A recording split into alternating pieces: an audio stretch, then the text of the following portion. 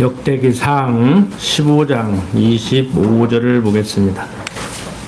역대기상 15장 25절부터 29절까지를 제가 읽겠습니다.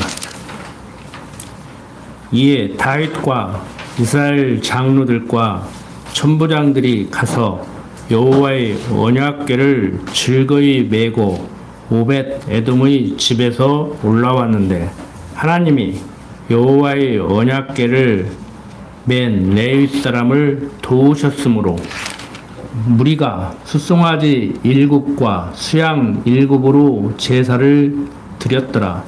다윗과 궤를 맨 레위 사람과 노래하는 자와 그 두목 그나냐와 모든 노래하는 자도 다 세마포 겉옷을 입었으며 다윗은 또 배 에봇을 입었고 이스라엘 무리는 크게 부르며 각과 나팔을 불며 재금을 치며 비파와 수금을 힘있게 타며 여호와의 언약궤를 메어 올렸더라. 여호와의 언약궤가 다윗성으로 들어올 때 사울의 딸 미갈이 창으로 내어다보다가 다윗 왕이 춤추며 뛰는 것을 보고 심중에 업신 여겼더라. 자, 지난 시간에 이어서 우리는 이스라엘의 왕이 되어 첫 번째 언약궤를 다윗성으로 옮기는 내용을 살펴보고 있습니다. 다윗은 70년 동안 살았어요. 대략 정확한 연대는 한 1, 2년 틀릴 수가 있습니다. 그런데 BC 1040년에 태어나서 970년에 죽었으니까 한 70살 살았다고 봐야 되는데 BC 1010년에 유다 왕으로 등극을 했어요. 30살 때. 그러니까 베들레헴에서 BC 1025년경에서 한 1020년. 그러니까 연대가 정확하지를 않는데 한 15살 먹었을 때 이제 사무엘 선지자에게 기름 부음을 받았다고 이렇게 역사학자들이 보고 있어요. 그러니까 오늘 사는 우리들이 사용하는 달력은 이렇게 지금 우리가 이렇게 보고 있는 이런 달력으로 정착이 되기까지 그 과정이 있기 때문에 어떤 태어난 시점은 있지만 우리가 계산하는 이 달력으로는 정확히 말을 할 수가 없어요. 달력 자체가 중간에 이렇게 바뀌고 뭐 윤년이 있고 윤달이 있고 이런 게 있기 때문에 어쨌든 간에 역사 속에서 역사적 실제 인물로 실존했던 인물로 태어났다는 것은 확실합니다. 근데 이 초동목동 다윗이 아버지 이새에게도 왕제로 인정을 못 받을 정도로 막내였기 때문에 그랬는지는 모르지만 일반적으로 또 막내를 예뻐하잖아요. 그런데 사무엘 선지자가 이새의 아들들 중에서 기름을 부으러 왔을 때 다윗은 양을 치고 있었죠. 그래서 형들을 다 보니까 기름 부을 사람이 없어. 그래서 혹시 또 있냐? 그러니까 저기 하나 있다고. 그게 다윗이었죠. 그래서 처음 기름을 부었고 그 다음에 30살 때 헤브론에서 유다의 왕으로 기름을 부었어요.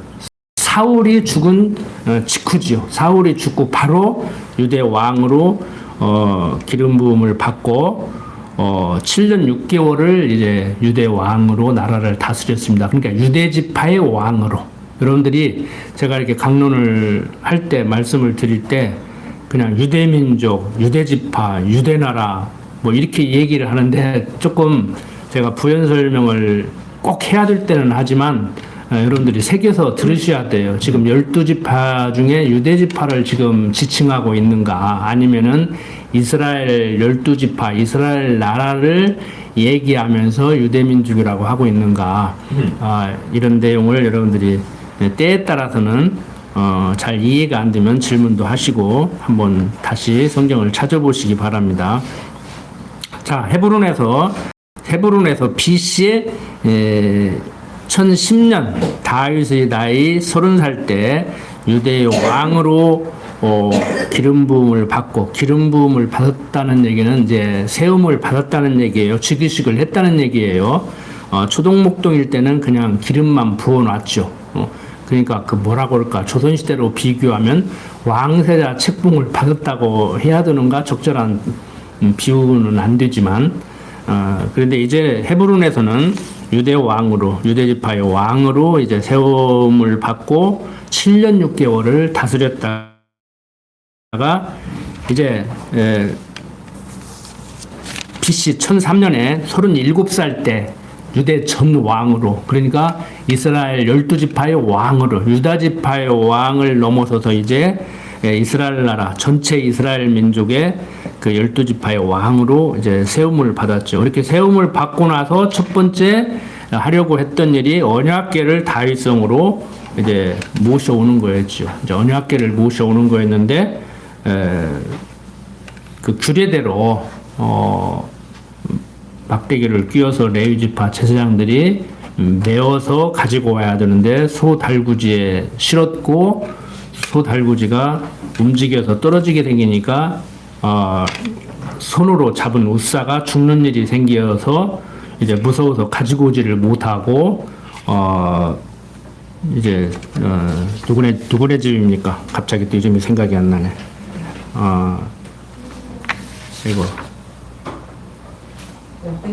오베데돔 집에 이제 언약궤를 두었다가 이제 가지고 오는 거예요. 뭐 그 어간에 이제 뭐 다윗성이 건설이 되고, 그 다음에 블레셋과 싸워서 이기고 이제 이런 일들이 벌어지죠. 한마디로 이스라엘의 전체 이스라엘의 왕이 된 다윗은 이제 국정을 안정시키고 드디어 언약궤를 가지고 올 때 우리가 잘못했지, 제대로 이제 규례대로 가지고 와야 되지 하고 이제 레위지파 제사장들을 앞세워서 언약궤를 들쳐매고 이제 오는 거예요. 그리고 앞에 이제 요즘 말하면은 이제 군악대라고 해야 되는가, 이제 기독교적으로 말하면 찬양대를 앞에 딱 세워서 이제 나팔을 불고 소구를 치고 이제 축하 행렬을 이제 해 오는 것이죠. 그런데 다른 사람도 아니고 부인 이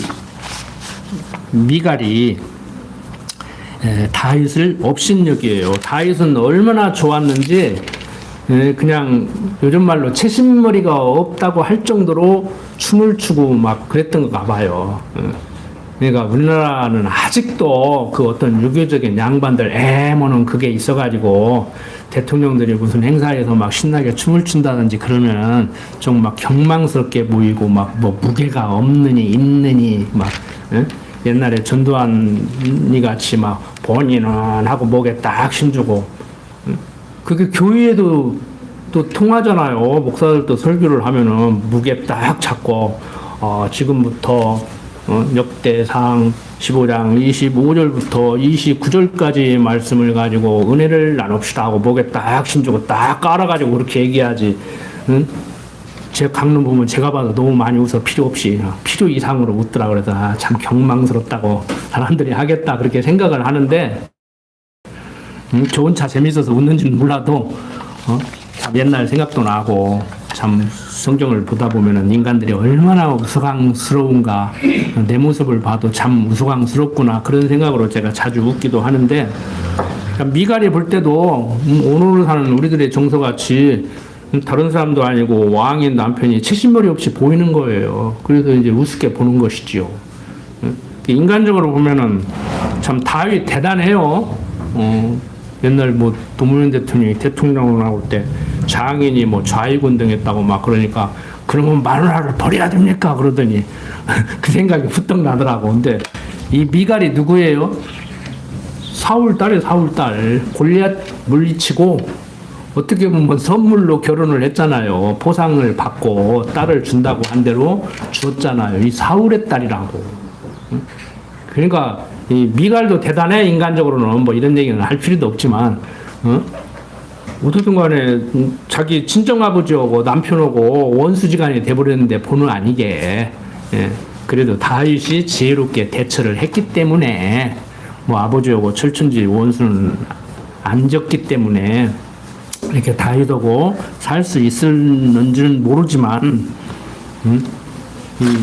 또 이 다윗을 이렇게 업신여기는 일이 벌어지죠 이제. 자 계속해서 16장 넘어가면은 16장 1절부터 6절 보면은 하나님의 궤를 메고 들어가서 다윗이 위하여 친 장막 가운데 두고 번제의 화목제를 하나님 앞에 드리니라. 다윗이 번제와 화목제 드리기를 마치고 여호와의 이름으로 백성에게 축복하고 또 이스라엘 물은 남녀하고 매 명의 떡 한 덩이와 고기 한 조각과 건 포도병 하나씩 나누어 주었더라. 또 레위 사람을 세워 여호와의 궤 앞에서 섬기며 이스라엘 하나님 여호와를 칭송하며 감사하며 찬양하게 하였으니 그 두목은 아삽이요 다음은 스가랴와 여이엘과 스미라못과 여이엘과 마띠디아와 엘리압과 분하야와 오벳에돔과 여이엘이라. 비파와 수금을 타고 아삽은 재금을 힘있게 치고 제사장 분하야와 아하시엘은 항상 하나님의 언약궤 앞에서 나팔을 부니라. 이렇게 궤를 장막 가운데 두고 여호와께 제사와 찬양을 이렇게 드리게 되죠.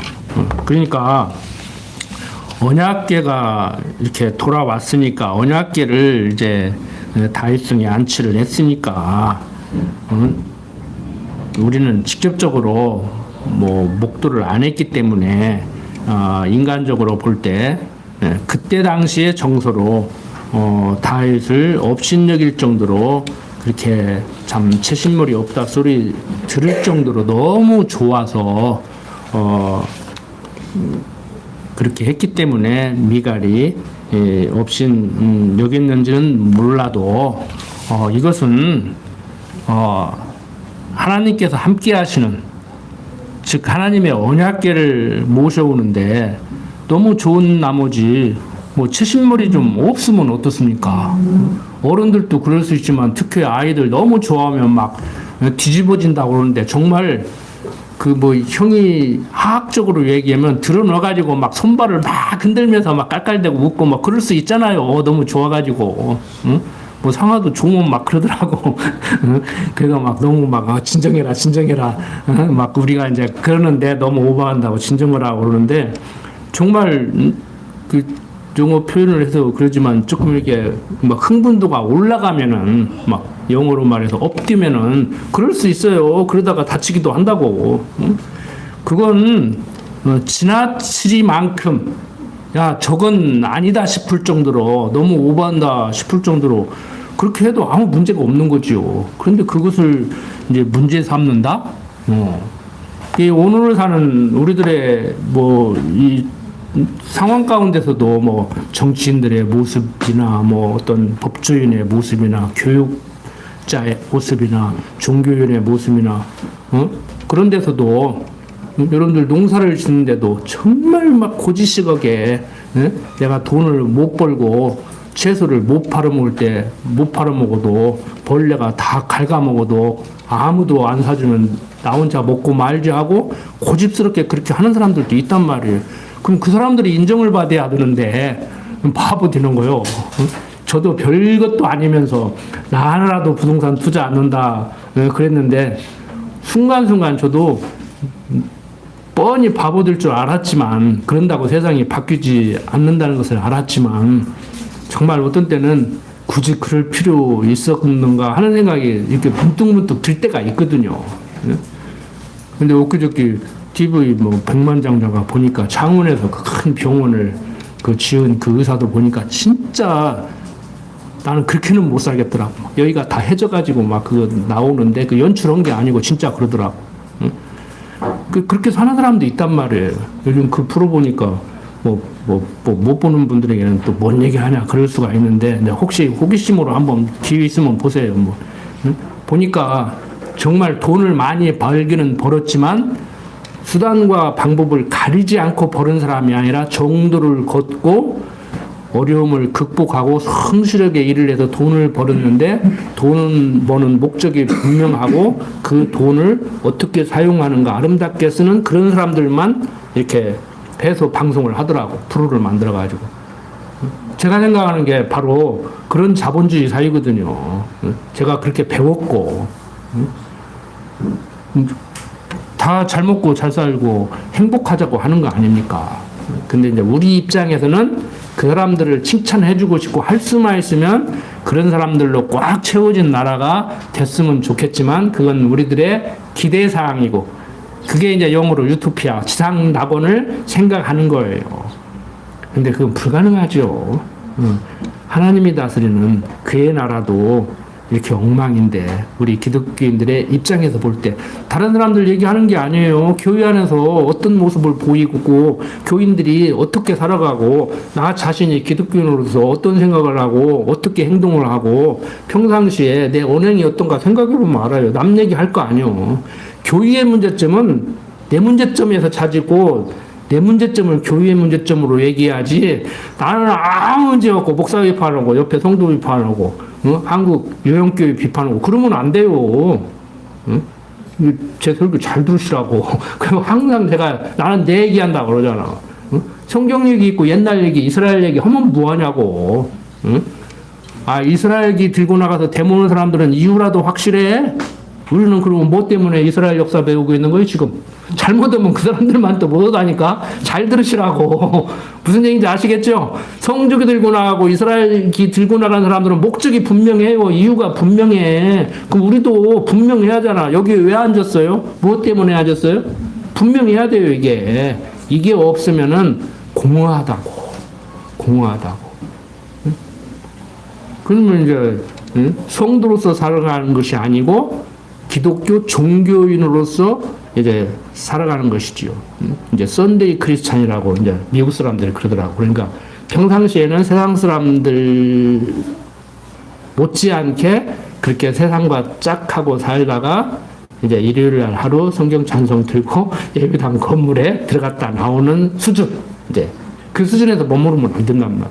처음이야 그럴 수 있지만, 처음에 전도를 받아서 교회에 오는 사람은 그럴 수 있지만, 벌써 1년, 2년 공부하다가 보면은 이제 뭔가는 이제 생각을 좀 해야, 그래서 제가 생각 좀 하시라고 하는 거예요. 자, 이렇게 궤를 장막 가운데 두고 여호와께 제사와 찬송을 드리는 거, 이게 정당한 것이지요. 이게 온당한 것이지요. 그러니까 다윗이 어떤 모습을 보였던지 설령 그때 문화로 볼 때도 정말 채신머리 없었던 것이 확실하다고 할지라도, 그래서 국민들로부터 좀 존경받는 그 존경심을 사라지게 만들었다고 치더라도 다윗을 무시한 이 미갈의 처사는 잘못된 거예요. 분명히 잘못된 거예요.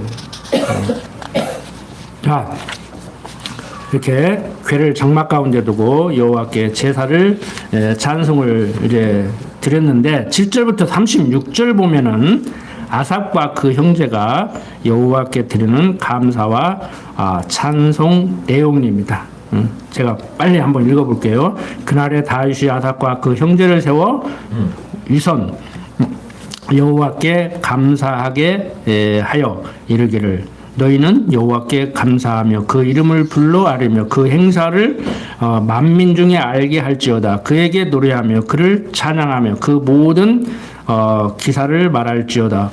그 성호를 자랑하라. 무릇 여호와를 구하는 자는 마음이 즐거울지로다. 여호와와 그 능력을 구할지어다. 그 얼굴을 항상 구할지어다. 그 종 이스라엘의 후손 곧 택하신 야곱의 자손 너희는 그 행하신 기사와 그 이적과 그 입의 판단을 기억할지어다. 그는 여호와 우리 하나님이시라. 그의 판단이 온 땅에 있도다. 너희는 그 언약 곧 천대에 명하신 말씀을 영원히 기억할지어다. 이것은 아브라함에게 하신 언약이며 이삭에게 하신 맹세며 이는 야곱에게 세우신 율례 곧 이스라엘에게 하신 영원한 언약이라. 이르시기를 내가 가나안 땅을 내게 주어 너희 기업의 지경이 되게 하리라 하셨도다.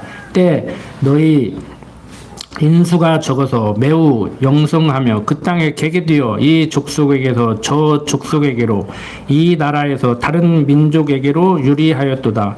사람이 그들을 해하기를 용납지 아니하시고 그들의 연고로 요랑을 꾸짖어 이르기를 나의 기름 부은 자를 만지지 말며 나의 선지자를 상하지 말라 하셨도다. 온 땅이여 여호와께 노래하며 구원을 날마다 선포할지어다. 그 영광을 열방 중에 그 기이한 행적을 만민 중에 선포할지어다.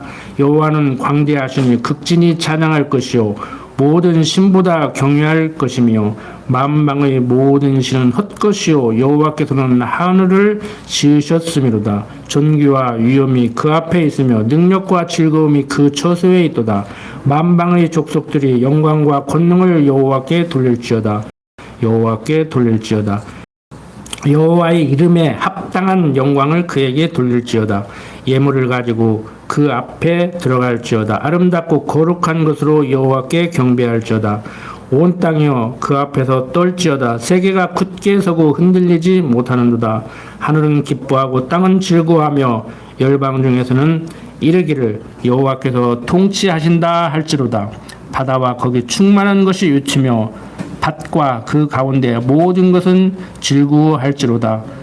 그리할 때 삼림의 나무들이 여호와 앞에서 즐거이 노래하리니 주께서 땅을 심판하러 오실 것이미로다. 여호와께 감사하라. 그는 선하시며 그 인자하심이 영원하미로다. 너희는 이르기를 우리 구원은 하나님이여 우리를 구원하여 만국 가운데서 건져내시고 모으시사 우리로 주의 성호를 감사하며 주의 영예를 찬양하게 하소서 할지어다. 여호와 이스라엘이 하나님을 영원부터 영원까지 송축할지로다 하매 모든 백성이 아멘하고 여호와를 찬양하였더라. 다윗이 지금 너희는 여호와께 감사하며 그 이름을 불러 아뢰며 그 행사를 만민 중에 알게 할지어다. 그에게 노래하며 그를 찬양하며 그 모든 기사를 말할지어다 라고 이렇게 노래를 하고 있습니다. 오늘 사는 우리들 하나님 여호와를 찬양해야 되는데 하나님까지라도 나를 드러내기 위한 어떤 방편으로 내가 지금 이렇게 돼야 사람들 앞에 면이 서니까 하나님 당신 아들 면석에 이렇게 좀 해주십시오 하는 하나님까지라도 나를 어떤 지원해주는 이런 존재로 생각을 한단 말이에요. 이게 문제지요. 우리는 기도라는 것을 빌미 삼아서 그렇게 하나님을 부르려고 하죠. 근데 이런 얘기 아무리 해도 여러분들은 받아들이시겠지만 사람들 못 받아들여요.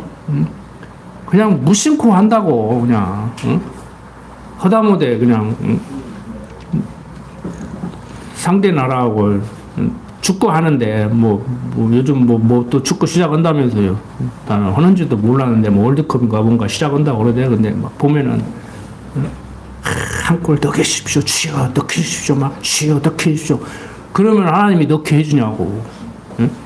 그러면 저쪽도 우리보다 더한 기독교 국가인데 그러면 그쪽에서도 넣게 해달라고 그러고 나도 넣게 해달라고 그러면 그거 어떻게 되냔 말이야. 그러니까 사람들이 생각이 없는 거요. 응? 그러니까 겨우 한다는 생각이 크게 말해야지, 떼뭉쳐서 말해야지, 잠 안 자고 말해야지, 밥 안 먹고 말해야지. 하나님이 자기 땡깡 부르는 손자요. 응? 이제 6살 상아도 응? 이 정도 하면 되겠는가, 더 해도 안 되겠는가, 하다가 말해야 되는가 안다고. 응? 하나님이 바보냐고, 잠 안 자고 밥 안 먹고 소리를 지르고 떼뭉쳐서 막 하면은 그게 되냐고, 그게. 응? 그러니까 조금만 생각해 보면은 우리의 그 기도가 성경적인지, 정말 하나님께서는 그러한 분이신지, 성경은 하나님을 그런 분으로 알고 있는지 생각을 해야 되는데, 성경 여기서 조금 저기서 조금 띄엄띄엄 구절 읽다 보면 또 그렇게 보여요. 응? 뭐든지 구원하겠다고 그러고 막, 응? 구하면 주신다고 했다고 막 또 그렇게 얘기를 하고 막, 응? 막 친구한테도 밤에 찾아가서 부탁하면 들어주는데 막, 응? 하나님께 그렇게 간곡히 부탁하는데 안 들어주겠냐고 막 또 그렇게 보인다고. 그러니까 아전인수 해석을 하는 거예요. 그래서 성경도 해석의 문제지만 여러분들의 생각과 행동도 해석의 문제예요. 이번 선거를 보고도 누가 됐냐가 중요한 게 아니요. 내가 믿은 사람이 됐느냐 이게 중요한 게 아니요. 제가 볼 때는 우리나라 가장 큰 문제가, 저는 옛날부터 생각했어요. 사법부가 문제예요. 하나님 노릇하는 거 아니에요. 응? 법령에 3%를 내면 2년 이상 징역 그랬는데 봐주고 싶은 사람은 그냥 1년도 살리고, 응? 뭔 범죄를 저지르면 법조항에 몇 년 이하 징역 그랬는데 미운 놈은 한 5년 살려버리고 막, 응? 그런 식으로 재판을 하니까 뭐 양형 기준 만들어가지고, 법조항에 있는데 양형 기준이 또 왜 필요하냐고. 응? 이번에 드러나잖아요. 지들 멋대로 했잖아. 어? 여러분들 공직에 계신 분 계시지만, 우리 공동구에 오면은 교인이 50명이면 투표용지 50개 만들어야 될 거 아니요. 혹시 모르니까 한 55개 만들어가지고 결석하는 사람이 있으면 찢어서 버리든지 하고 해야지. 해마다 한 반절만 오니까 반절만 만들어가지고 그것도 제대로 숫자를 파악해서 제대로 나눠갔든지. 질서가 잡혀가는 거예요. 제가 볼 때는 질서가 잡혀가는 한 과정이요. 지금 누가 됐냐가 중요한 게 아니에요. 제가 볼 때는 나라가 정상국가로 가는, 응?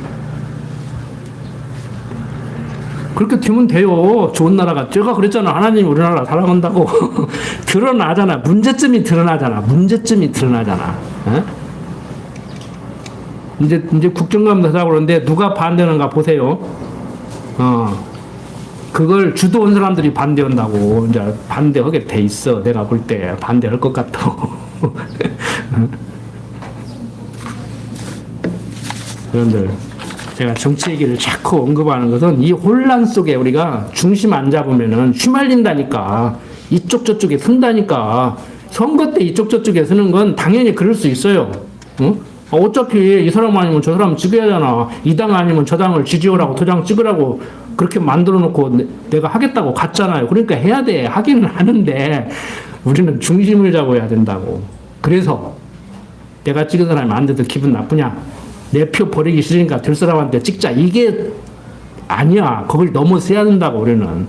저는 볼 때 지금 별의별 사람들이 다 있고 난리를 치고 뭐 재선거를 할지 뭐 투표가 무효화될지 무슨 사단이 벌어질지는 모르지만 하나님이 사랑하는구나.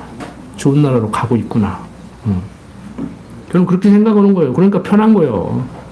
나라가 더 좋아지는데, 여러분들 가정이 더 좋아지는데, 우리가 교회가 더 좋아지는데, 내가 좀 아프면 어때? 내가 좀 아파서 가정이 좋아지면 좀 아프는 게 낫지, 안 그래요? 자식 아프면 대신 아파주고 싶잖아. 그게 사랑이야. 사랑이 있으면 된다고. 기독교는 사랑의 종교라며요. 사람은 사랑을 먹고 사는 존재라니까. 사랑에 힘입어 사는 존재라니까. 그 사랑이 있으면 돼. 아무리 어려워도. 싸우는 거 그것까지라도 사랑이라니까. 부부 싸우는 거 그거 사랑하니까 그런 거예요. 무드로 싸워. 싸운다는 그 자체는 친해보자고, 마음을 맞춰보자고, 같이 잘 살아보자 그런 거잖아. 잘 살아보지 않으면 뭐로 싸우냐고. 잘 살아보려니까 싸우지. 응?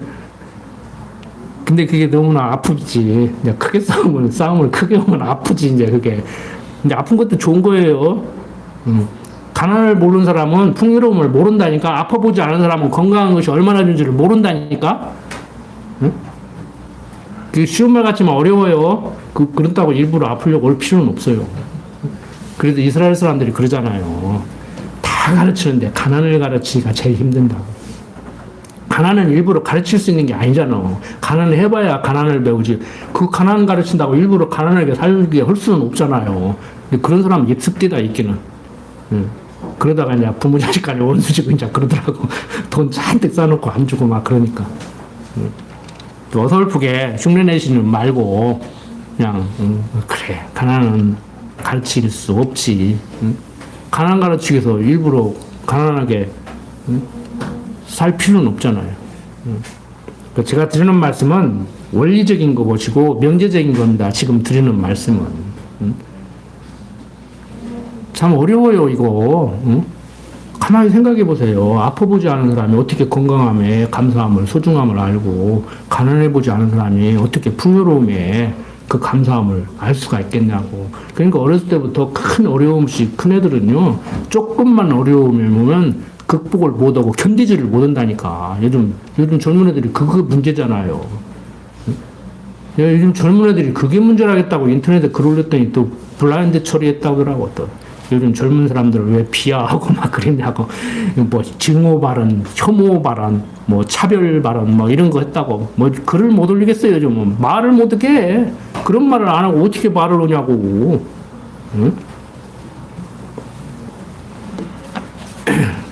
자, 궤를 장막 가운데 두고 여호와께 제사와 찬송을 드렸고, 방금 읽은 또 아삽과 그 형제가 여호와께 드리는 감사와 찬송 내용을 살펴봤습니다. 우리들의 이 감사와 찬송, 데살로니가에서 얘기하고 있듯이 범사에 감사하라, 항상 기도하라, 뭐 쉬지 말고 기도하라, 항상 찬송하라고 하는 것 같이 찬송과 기도가 끊이지 아니어야 되죠. 감사함이 넘쳐야 되죠. 그런데 감사한 것보다는 솔직히 못 감사한 게 많죠? 가르치는 저도 그래요. 가만히 보면 내가 얼마나 감사하고 사는가, 얼마나 기뻐하고 사는가. 아, 날씨만 더워도 막 죽겠다고 그러는데, 그래도 요즘 유치원에서 잘 가르치더라고. 상아가 죽겠다는 단어를 쓰면요, 할머니, 할아버지, 그거 쓰면 안 돼. 죽겠다는 말 쓰지 마. 그러더라고. 선생님들이 잘 가르쳤더라고. 막 좋아 죽겠다고 막 그러면은 그 죽겠다는 단어를 쓰지 말라고, 사용하지 말라고 막 그러더라고. 그래서 요즘 제가 상아 때문에 아니 말을 조심해요. 아주 조심해요. 제일 무서워. 호랑이 선생님이야.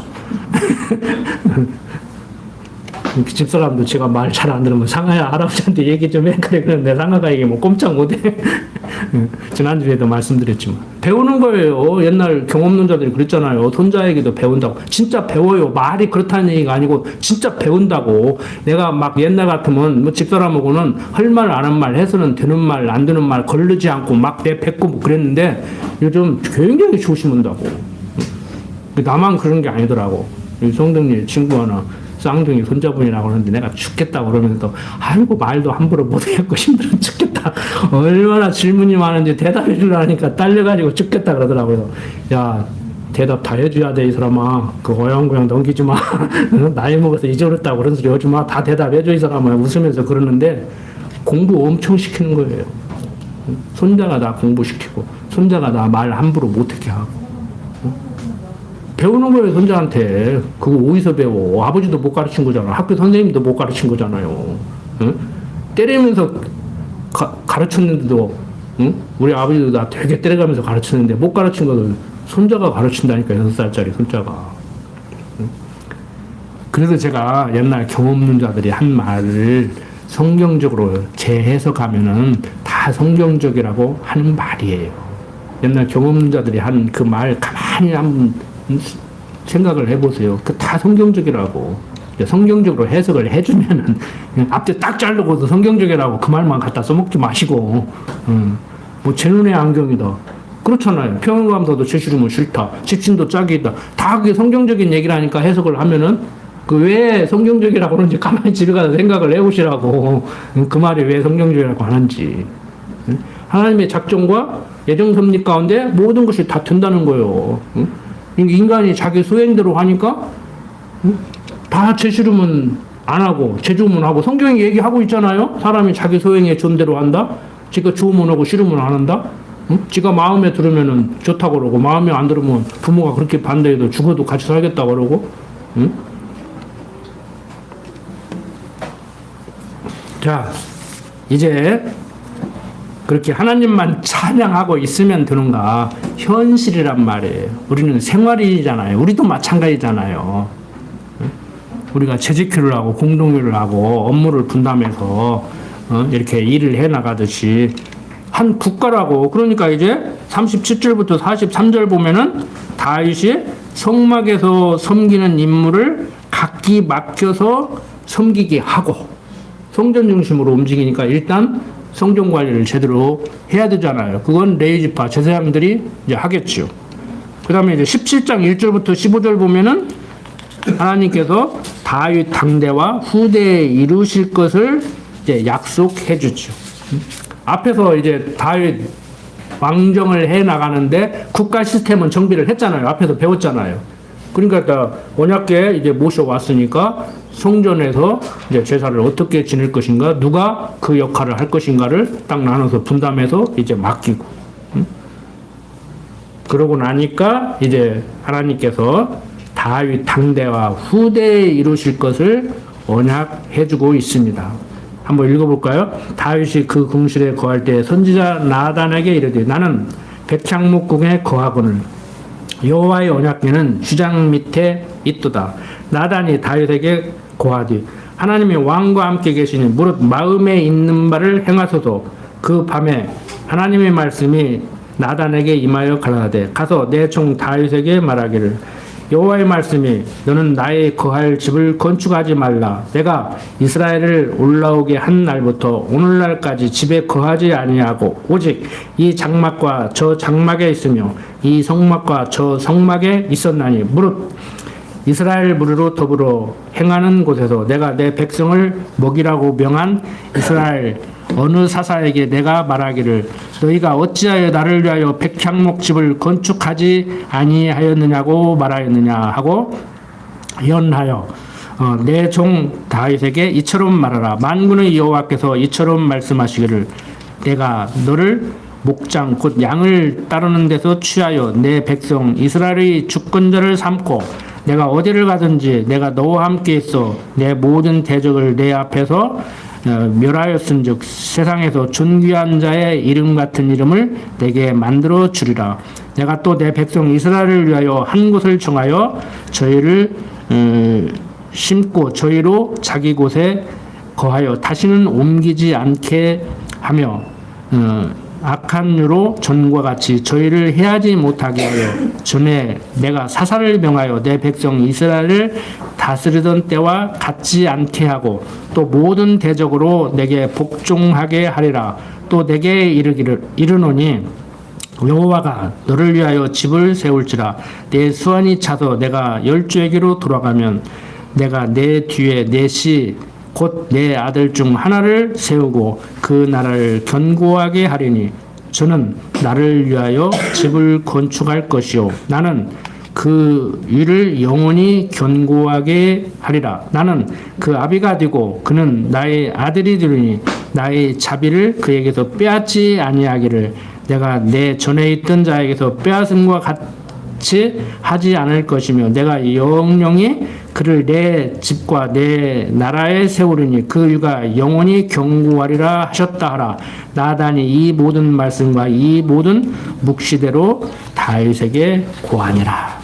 다윗이 자기는 왕궁을 잘 짓고 살고 있는데 언약궤를 모셔왔는데 아직도 장막에 있단 말이에요. 그러니까 이제 성전을 지으려고 하니까 그거 하지 말라는 거예요. 내가 언제 내가 있을 집이 없어서 집 져달라고 한 적이 있느냐. 너 가만히 있어.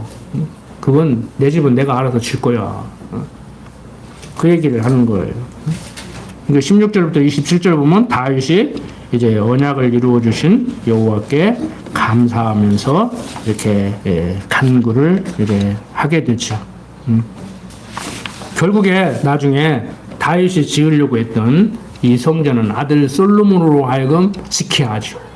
근데 인간적으로 보면은 뭐 조선 왕조도 왕위를 잘못 물려줘가지고 뭐 결과론적으로 그렇지요. 뭐 태종 이방원도 뒤집어 엎고 난리를 쳤고 아버지 살아있는 동안에 그 난리를 쳤고 세종대왕도 문종한테 물려주면 사단이 날 것을 다 알고 대신들도 말리고 다 말리고 했는데 처음부터 세조한테 물려줬어야 되는데 그 군 명칭까지 바꿔가면서 참 제발 좀 그러지 말고 좀 난리 좀 치지 말고 조용히 좀 살아라고 했는데 결국에는 다 엎어버리듯이 왕이 잘못 물려주면 안 되는 거예요. 우리 역사가 그걸 증명해요. 세계 역사가 증명해요. 그런데 인간적으로 보면은 솔로몬에게 왕위를 물려주는데 그 솔로몬이 누구예요? 그러니까 다윗이 그렇게 생기니까 막 아들들이 다 쿠데타를 일으키고 난리를 쳤잖아요. 아버지 몰고 다니고. 근데 솔로몬이 인간적으로 생각하면은 우리의 아내였던 밧세바에게서 태어난 첫째 아들은 하나님이 징계로 데려가 버려요. 죽여버려요. 그리고 두 번째 난 큰아들이 솔로몬이라고. 뭐 둘만 난 건 아니지만 그 솔로몬이 대를 이어서 왕이 되고 솔로몬으로 하여금 성전을 지켜야 하면서 다윗은 짓고 싶었지만 설계도까지 모든 거 다 준비해놓고 못 지게 하는데 하나님이 뭐라고 얘기했어요? 우리 다 알고 있잖아요. 너는 손에 피를 많이 묻혀가지고 못 지게 한다. 그러니까 이런 게 이제 난해하는 거예요. 신학자들이 볼 때는. 근데 우리는 그냥 너무 복잡하게 생각하지 마요. 금방 여기서 언약을 해주잖아요. 그냥 이유 불문코 왜 그래야 됩니까? 그런 거 묻지 말라고. 칼빈이 그랬어요. 이제 신학자들이 그런 질문을 던지니까 지옥은 왜 만들어 놨습니까? 이것은 뭡니까? 그러니까 나름대로 대답은 해주는데 이제 막히면 그랬다고. 너 같은 놈 지옥 보내려고 지옥 만들어서 좀 그만 좀 물어. 그냥 하나님이 그렇다면 그런 줄 알지. 뭐 이렇게 따지고 덤벼드냐. 응? 그 성경은 얘기하잖아요. 내 하는 일을 가만히 지켜보라. 잠잠하라. 가만히 있으라. 내가 한다. 응? 누가 너 보고 하라겠냐? 응? 너 보고 내일 해달라고 했냐? 응?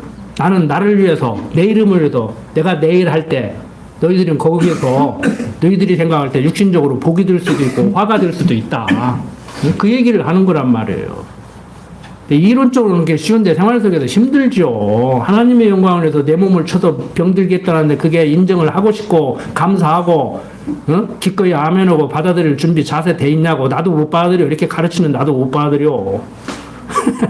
욥도 그러잖아요. 다 알고 있는 욥도 차라리 뭐로 나 이 땅에 보내가지고 이 고생을 시키냐고. 차라리 다시 데려가라고 그러잖아. 나 태어난 것이 원망스럽다고 그러잖아요. 욥도 누구 못지않게 우리들보다 더 잘 알고 있었다니까요. 하나님이 어떠한 분이신지를. 그러니까 육신적인 연약함을 인정하자고. 믿음 좋은데 그냥 함부로 큰소리 치시지 말고. 그렇다고 너무 오그라들지 마십시오. 너무 교만하지도 말고 너무 오그라들지도 말고. 참 강무사 말대로 당신의 영광을 위해서 그랬다는데 참 좀 그러기는 한다. 성경이 얘기잖아요. 저 실로암 망대가 무너져서 죽은 사람들 왜 죽었습니까? 하나님의 영광을 위해서 그렇다고. 저 날 때부터 소경된 자 왜 그렇습니까? 하나님의 영광을 위해서 그런다고 하잖아. 그게 납득이 되냐고 그게. 에서와 야곱이 태중에서부터 발길질을 하는데 에서가 야곱을 섬긴다고 낳기도 전에 그러잖아요. 그게 로마서 기자가 얘기를 하잖아요. 하나님의 작정과 예정 가운데 그렇게 된 것이다. 오늘 다 잊어버려도 생활 속에서 인정이 안 되고 납득이 안 되고 강목사 네가 아무리 뭐 성경 잘 가르친다고 떠들어봐야 나는 나고 너는 너다. 너는 네 하나님 믿고 나는 내 하나님 믿자. 그러시는 것도 좋아요. 그렇지만 오늘 시간 다 잊어버리셔도 나는 하나님 백성입니다. 지금 내 마음에 들고 안 들고를 떠나서 당신 보시기에 나를 이렇게 좋게 한다는데 죽이지는 않는다. 아무리 큰 어려움을 줘도 피할 길을 내시고 주는 하나님이기 때문에 여러분들이 그걸 해결하려고 하지 마요. 안 되면 가만히 있으라니까. 어설프게 움직이다가 더 죽어. 옆에 있는 사람들까지 다 죽여. 가만히 있으라고. 안 되면 가만히 있으라고. 해석이 안 되면 가만히 있어요. 가만히 있을 수밖에 없어서 가만히 있는 거예요. 원리적으로 얘기하면. 어떻게 할래야 할 수 없어서 가만히 있는 거라고. 믿음이 좋아서 가만히 있는 게 아니고. 뭔 방도가 있어야. 그러니까 방도가 보일 때 그때가 문제야. 작은 아버지한테 가서 돈 꾸면 해결되겠지. 아버지한테 가서 그냥, 무릎 꿇고 빌면은 사업자금 대주고 여기서 극복을 할 수 있겠지. 응? 그 가능도 해요. 때로는 그런 사람도 필요하고, 응? 하나님이 또 그렇게 또 해결을 해 나가실 수도 있는 분이에요. 그러니까 하지 말라는 얘기가 아니오. 응?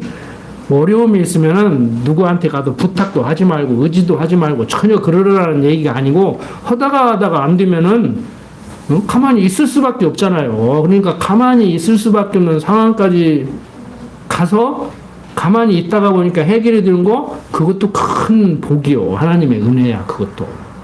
그러니까 삶 속에서 여러분들의 생활에 대해서는 제가 뭐 이러는 게 어떻습니까? 이렇게 해보는 게 어떻습니까? 그런 방법론도 가끔 말씀을 드리지만, 접근을 저는 어떻게 하라고 해주잖아요. 접근을 이렇게 해보십시오. 그걸 이렇게 하면 해결될까, 저렇게 하면 해결될까 접근하지 말고, 방법론을 가지고 해결하려고 하지 말고, 접근을 다시 하십시오. 바라보는 시각을 바꿔보십시오. 저는 항상 그렇게 얘기를 한다고요. 그거 안 돼요. 안 돼. 아, 내가 내 앞가림 보면서 누구를 이렇게 해라, 저렇게 해라 해. 예? 그렇게 내가 재주 가지면은 TV에 나오는 모든 가정 다 해결할 수 있는 상담사 같으면 내가 내 가정 아무 문제 없이, 집사람 행복하게 그냥, 당신 나하고 또 결혼할 거예요. 그럼 말이라고 그래요. 막 2번, 3번 해도 하지 마. 이 소리가 막 바로 튀어나오게 만들어주지. 근데 요즘도 맨날 미안하다고 사는데 맨날 내가 잘못한 거 인정하니까. 그거 하나는 잘해요. 맨날 미안하다고 그거 하나는 내가 잘해. 잘해가지고 고맙다 소리는 못 들어도 맨날 내가 하고 싶은 대로 해놓고 미안하다 소리는 잘해. 그것 때문에 집사람이 사는지는 몰라도. 미안한 줄 했으면 미안하다고는 할 줄 알아야지. 그것도 못하면 안 되지. 근데 그게 굉장히 힘들대요. 그게 부부간에도 힘들대요, 그게. 최소한 우리 그건 하고 삽시다. 예? 기독교는 그거 잘하잖아요. 기독교에서 잘 가르치잖아. 주짓고 회개하고 주짓고 회개하고. 오늘 마누라한테 실수하고 미안하다고 실수하고 미안하다고 그러고. 그건 밥 먹듯이 해야지. 예? 기도드립시다. 아버지 하나님, 세상 살아갈 때 우리 너무 연약함을 잘 알기에 하나님만을 의지할 수밖에 없습니다. 육신이 너무 강합니다. 이론적으로 하나님을 배워나가고 있지만 삶 속에서 인정하지 못하고 내 육신의 정욕대로 생각하고 살려고 할 때가 많습니다. 그때마다 말씀 생각나게 하셔서 우리 자신의 부족함을 깨닫고 하나님의 은혜가 아니면 잠깐이라도 살아날 수 없음을 인정하고 살아가게 하시옵소서. 부족한 종 예수님 이름으로 기도드립니다. 아멘.